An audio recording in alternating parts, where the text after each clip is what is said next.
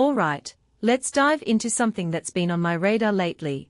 And it's not just about AI hype or policy debates.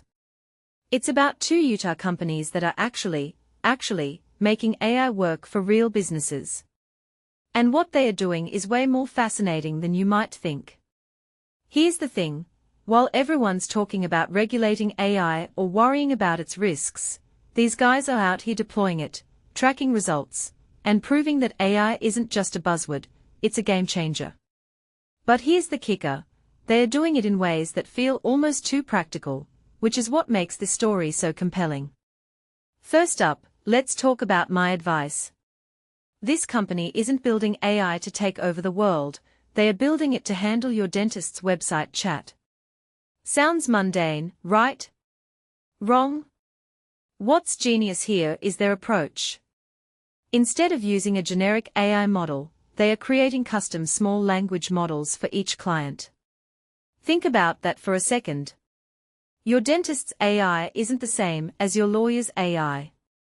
Each one is trained on specific, verified information about that business, its voice, its services, its brand.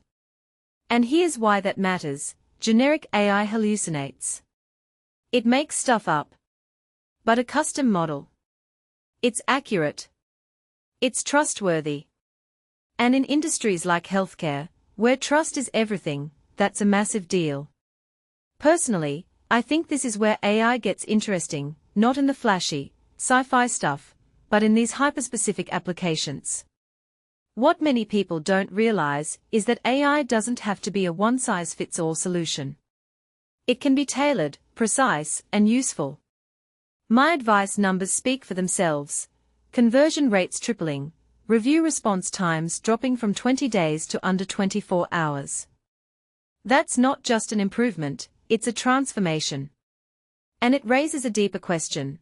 What else could we transform if we stopped treating AI like a magic wand and started treating it like a tool that needs to be sharpened for specific tasks?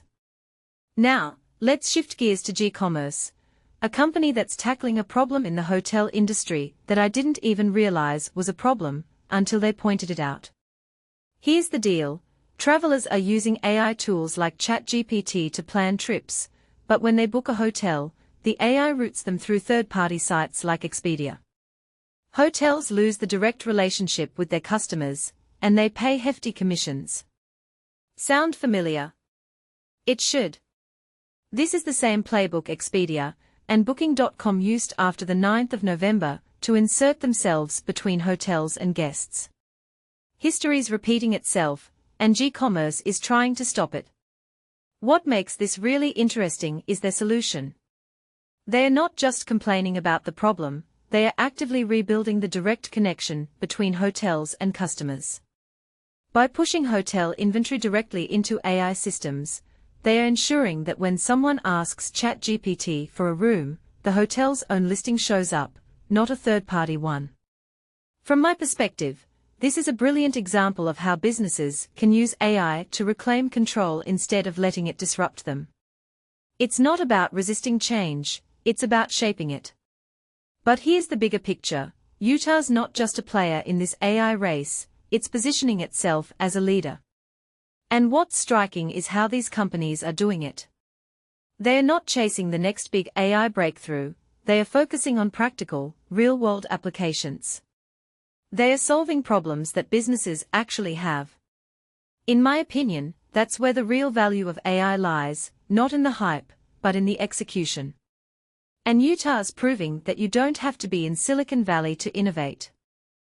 One thing that immediately stands out is how both companies are navigating the trust issue. AI speaking for a business. That's a big ask. Employees worrying about job security.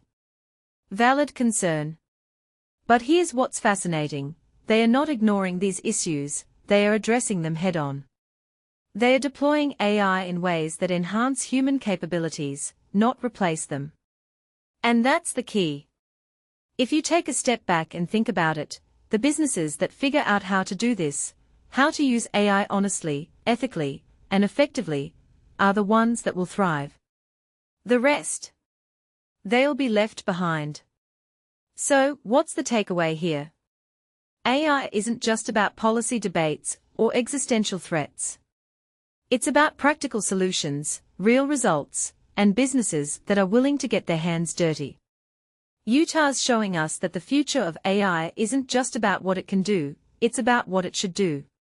And personally, I think that's a story worth paying attention to. What do you think? Are we focusing too much on the risks and not enough on the opportunities?